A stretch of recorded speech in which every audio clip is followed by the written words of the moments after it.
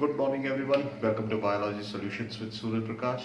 आज का topic another important topic है। क्यों? क्योंकि लास्ट टाइम हमने पूरे फ्रॉग की फिजियोलॉजी देखा जाए तो हमने ऑलमोस्ट कर डाली है, और आज का टॉपिक इसलिए इम्पॉर्टेंट है क्योंकि यहाँ पर आ रहे हैं आज सेंस ऑर्गन्स। अब सेंस ऑर्गन्स कितने हैं, हम सीधे टॉपिक पर आते हैं। देयर आर 5 सेंसेस, 5 सेंसेस होती हैं, और 5 सेंसेस वो कौन सी हैं? अगर यहाँ देखें तो हमने 3 को आज जल्दी से डिस्क्राइब करेंगे, और ज़्यादा हमने क्लास 11th के लिए नहीं करना है। हमने नीट पॉइंट ऑफ व्यू से भी इसको थोड़ा सा प्रिसाइज ही रखेंगे। अब देखिए, जहाँ तक 5 सेंसेस का सवाल है, सबसे पहली जो सेंस आती है, दोज आर टेंगो रिसेप्टर्स। अब टेंगो रिसेप्टर्स क्या है? These are the receptors of the touch. अब टच क्या है? अब देखिए, किसी भी चीज को अब उसमें सेंसिटिविटी है, तो सेंसिटिविटी का पता लगता है उसे टच से। These are the touch receptors. अब टच रिसेप्टर्स कैसे पता लगेंगे? अगर किसी केमिकल की कांटेक्ट में आते हैं, या वो पेन है, there are pain receptors. There are temperature, temperature का रिसेप्टर हो सकता है, वो भी इसी टेंगो रिसेप्टर्स में आएंगे। अगर हम बात करें तो humidity, light. So these tango receptors are basically sensitive to temperature, light, pain etcetera. Simple सी बात है, कोई इसमें बड़ी हमें ज्यादा इसको ही बढ़ाना है, कैसा इसका स्ट्रक्चर है, कुछ नहीं। हमने सिंपल 11th क्लास के लिए इतना सा ही याद रखना है कि वो टच रिसेप्टर्स है, और इन चीजों के लिए वो सेंसिटिव हो सकते हैं। अब उसके बाद एक जो इंपॉर्टेंट चीज आपने याद रखनी है, वो क्या है?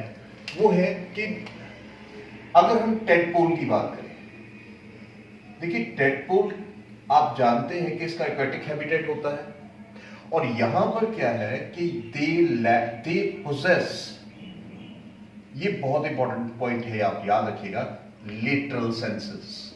क्योंकि लेटरल सेंसेस क्या है, हमने फिशेस में ऑलरेडी एनिमल किंगडम में डिस्क्राइब कर रखा है कि स्लाइट सी भी मूवमेंट होगी ना तो इनको पता लग जाएगा। तो टेडपोल के पास वो लेटरल सेंसेस होती है। लेकिन जबकि अगर हम एडल्ट फ्रॉग की बात करें तो एडल्ट फ्रॉग में ऐसी कोई भी लेटरल सेंसेस नहीं होती हैं। सो दे लैक लेटरल सेंसेस। तो इंपॉर्टेंट पॉइंट जो यहां पर नोट करने वाला है वो यही है। क्लियर? छोटी सी चीज याद रखनी है, ज्यादा कुछ नहीं। अब दूसरी चीज यहां पर आ जाता है, दूसरे रिसेप्टर्स यहां आ जाते हैं, टेस्ट रिसेप्टर्स। अब हमारे पास भी टेस्ट रिसेप्टर्स है ना, टंग के ऊपर होते हैं। यहां भी सिमिलर है। These receptors are present. कहां पर प्रेजेंट है? They are present on the tongue, tongue पर प्रेजेंट है। इसके अलावा they are present on the floor and roof of buccal cavity.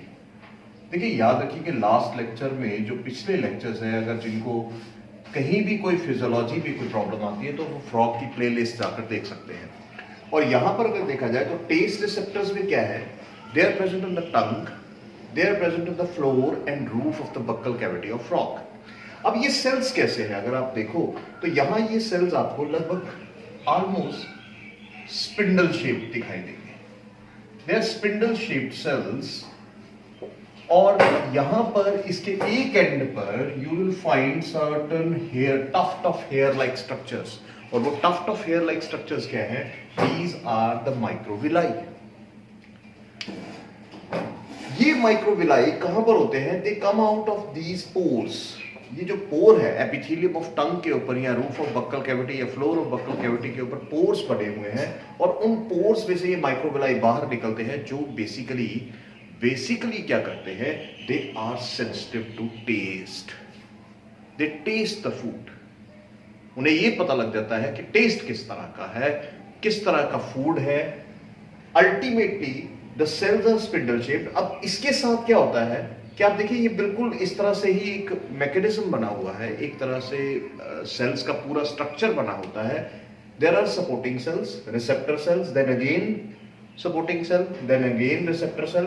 सो इस तरह से एक दूसरे को ये सपोर्ट करते हैं, इसीलिए ये सपोर्टिंग सेल इसको नाम दिया गया है। क्योंकि ये इस पूरे, ये जो यहां आपको दिखाई दे रहा है, which is the taste cell, ये इस पूरे सेल को क्या करते हैं, सपोर्ट करते हैं। तो इनके यहां देखिए आपको माइक्रोविलाई दिखाई दे रहे हैं। सो दे बेसिकली, इनका काम क्या है माइक्रोविलाई का, जो मैं बात कहना चाहता हूं, सिंपल सी बात याद रखिए, sampling of food, sampling of food यानी आइडेंटिफिकेशन ऑफ फूड में ये हेल्प करते हैं। सो बहुत इंपॉर्टेंट पार्ट है।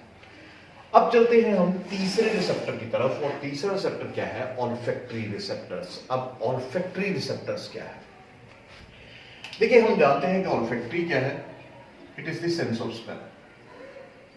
वो सेल्स जो सेंस ऑफ स्मेल के साथ रिलेटेड है उन्हें हम कहते हैं ऑल्फैक्टरी रिसेप्टर्स और ऑल्फैक्टरी सेल्स।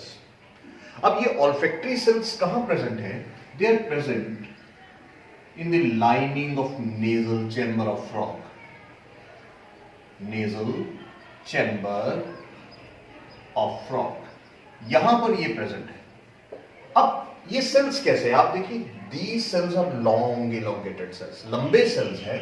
और इन सेल्स की खासियत क्या है कि इनके अगर एक एंड पर देखो तो आपको यहां बहुत सारे सीलिया दिखाई देते हैं, और दूसरे एंड पर देखो तो यहां बहुत सारी फाइबर्स निकली हुई दिखाई देंगी, जो फाइबर्स बाद में मिलकर क्या बनती है, ऑल्फैक्टरी नर्व बनती है। तो ये करते क्या है बेसिकली, ये सेल्स क्या करेंगे, they carry impulses, they carry impulses from sense organs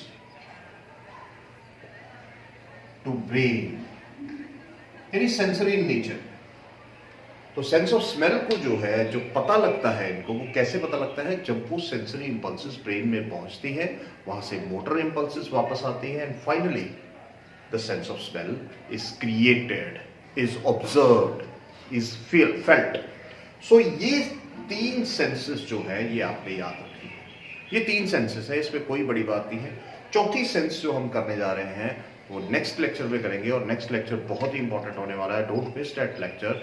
और मैं एक बात जरूर कहना चाहूंगा कि आप लोग देखिए, जितने भी ये लेक्चर्स देख रहे हैं 11th के स्टूडेंट्स या कोई भी देख रहा है, एक चीज़ बहुत इंपॉर्टेंट है हमारे लिए, मेरे लिए खास तौर पे, वो है आपका सब्सक्राइब करना, लाइक करना, क्योंकि उसी से मुझे बहुत सारी मोटिवेशन मिलती है कि मैं नेक्स्ट वीडियो और अच्छा बनाऊँ।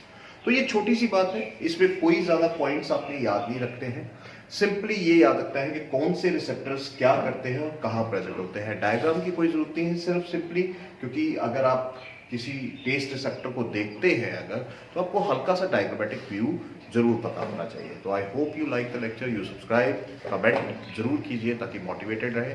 Thank you very much.